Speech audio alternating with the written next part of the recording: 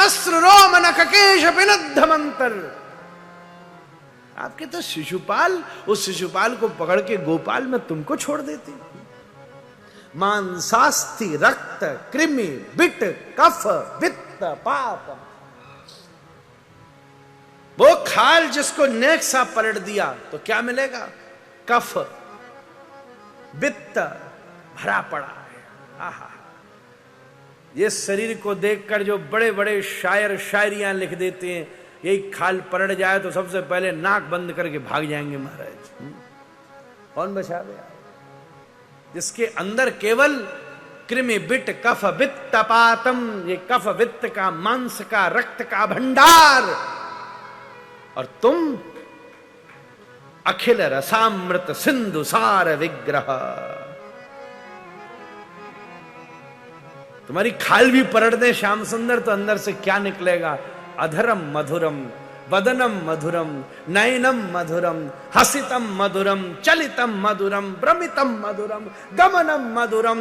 अरे ऊपर से नीचे तक कुछ देख लो, लीला मधुरा गावो मधुरा।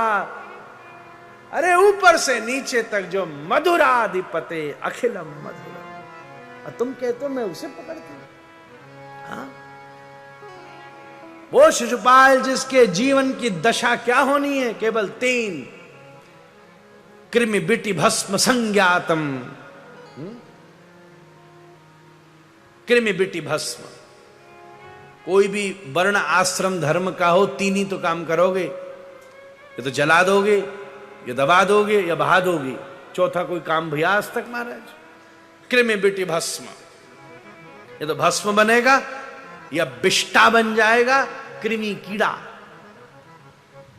यही तो 3 होना है इसके शरीर का। वो कौन है? कृमि बिटी भस्म। और आप सच्चिदानंद रूपा।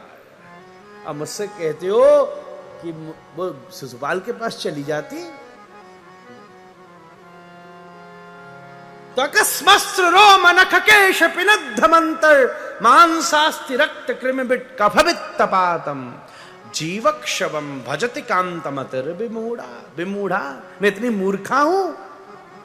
जब मेरे सामने जब विकल्प हो जीव और ब्रह्म का, तब मैं पतित हुए जीव को पकड़ लूं और विशुद्ध तत्व ब्रह्म को छोड़ दूं। महाराज कैसी बात करते?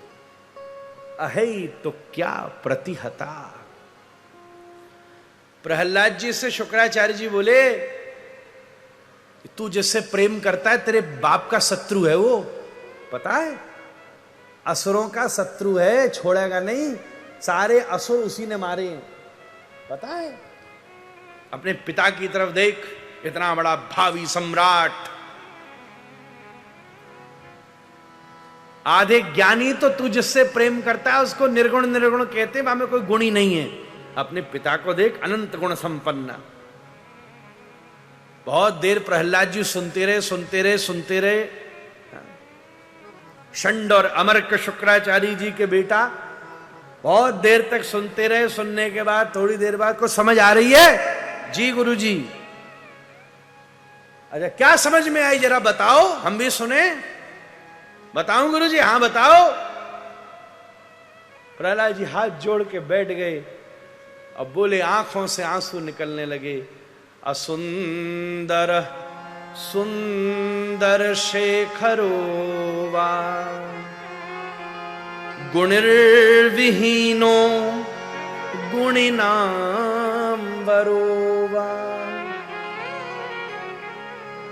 द्वेषामपीशात् करुणाम्बुधिर्व। हे गुरुजी, आप बोलते हो असुंदर, आप कहते हो कि उसमें कोई रूप नहीं है, वो अरूप है, वो निराकार है।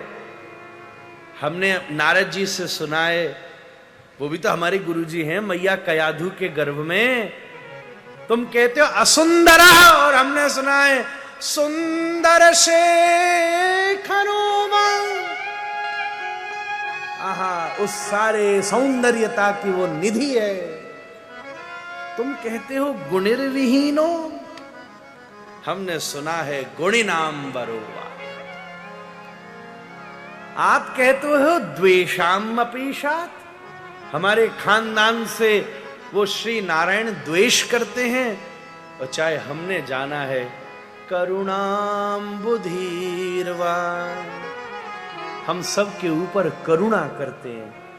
ये गणित आप रखो। प्रहलाद एक गुरुजी ये कहते हैं, दूसरे गुरुजी वो कहते हैं।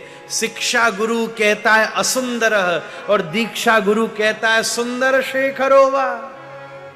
शिक्षा गुरु कहता है गुणिर्विहीनो, और दीक्षा कहता है गुणिनाम वरोवा। नारद जी तो मेरे दीक्षा गुरु हैं, उन्हीं ने तो नारायण नाम दिया है।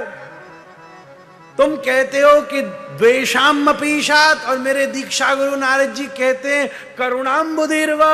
ये तो दोनों गुरुओं की बात है। मैं चेला, मुझे नहीं पता, गुरु गुरु आपस में बैठ के निपटा लो।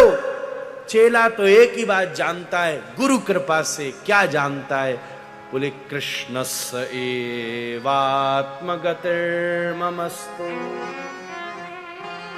चेला तो एक ही चीज जानता है कि मेरी अगर गति है तो श्री श्याम सुंदर के चरणों में है। अहि तो क्या प्रतिहता।